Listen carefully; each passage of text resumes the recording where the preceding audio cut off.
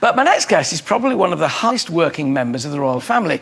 She's president and patron of countless charities and good causes, and in 2004 set up her own foundation to help young people with a musical gift fulfil their potential. Please welcome Her Royal Highness the Duchess of Kent.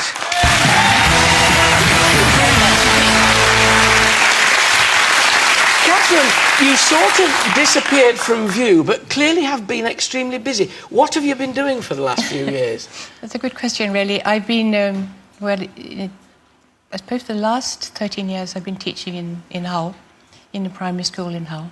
I finished that, it was 7 years ago now, actually, but my connection with there will always be there. I love those children, I love being there, I love East Hull. I wouldn't have stayed there for 13 years if I hadn't. It's an unexpected thing. I've been teaching in East Hull. It's not the answer you really expect, is it? What drew you to teaching? Why? You've always been musical, I know. But... well, when I was a child, I was always going to be a musician. And when I was a child, you know, you start off, you're going to play in the Carnegie Hall, you're going to play, and you go gradually downhill. And I ended up teaching. In Hull? Yes, in Hull. What do the pupils call you? Mrs. Kent. Mrs. Kent? Because you're happier just being Mrs. Kent, because were there barriers in the way if you were a Royal Highness the Duchess of Kent? I never even thought about it, actually, that I just was Mrs. Kent. Never questioned it. And are you finding all kinds of passion from everybody for music up there? Is it underrated as a subject, do you think, music? How important is it? Goodness, it's underrated. I mean, I would love to see various things. I'd love to see the arts as such.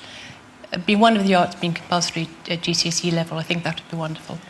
But somebody asked me the other day, why wasn't music as popular as football? And I couldn't really answer because I was nervous at that time. Then I realised that music is so much more popular than football. Well, everybody there isn't football a certain person in the whole world who doesn't tap their feet to music. Yeah.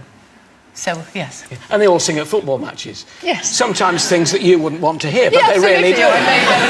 They really do. You now have this project going, which is called Future Talent. And what's the essence of that? Well, when I was teaching in Hull, the first thing I began to notice teaching was the power of music as a stimulant for these children, to give them confidence and self-belief. And I began to see that happening all the time.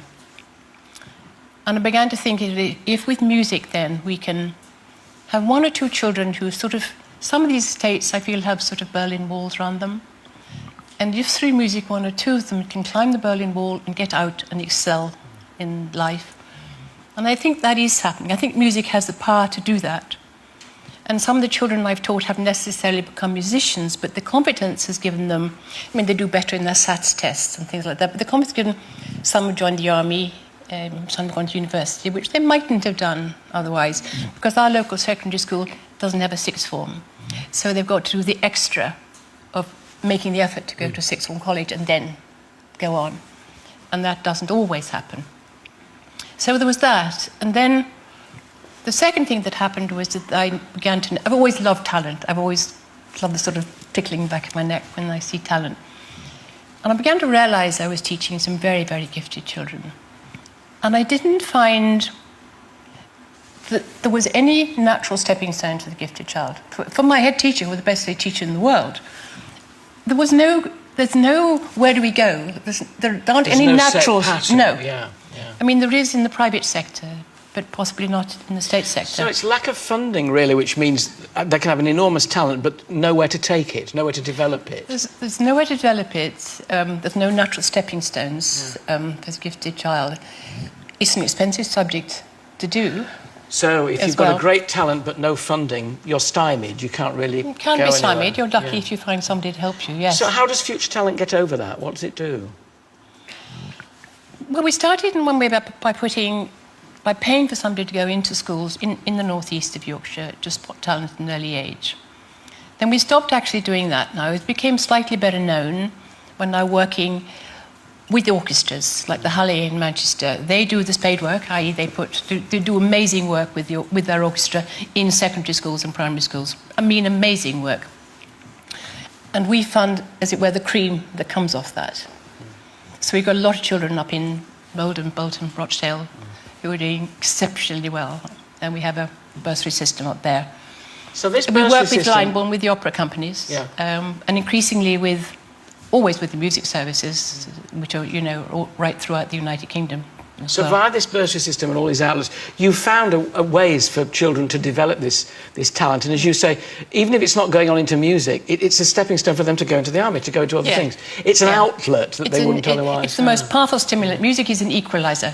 Yeah. I mean, it's the most extraordinarily powerful thing. It's more than sport in a way, because we all have music up here somewhere. Do you worry that it might disappear from the curriculum, music, or become undervalued? Well, in the state sector, it's very low. I mean, there's some schools where it's excellent, but if you remember that 93 or 94% of our children are educated by the state, it's not 94% don't get music, but it's about 50% don't get music in their school lives at all. And you hear the talks about 3 hours being so important. Yes, they are. But you can use music as a cross-curricular activity, and everything becomes better immediately.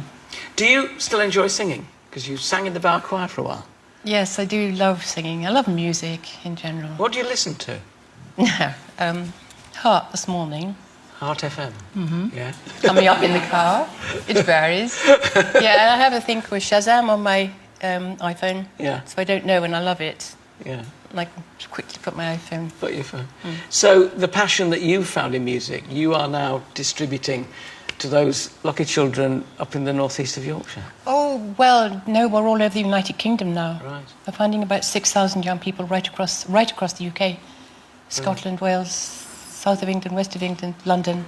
There's the wonderful one in East End of London where we have a project called East End Artists, which is somebody wonderful in the Learning Trust in Hackney recognised that rhythm was the most uniting language amongst the 40, 49, 50 different languages being spoken there.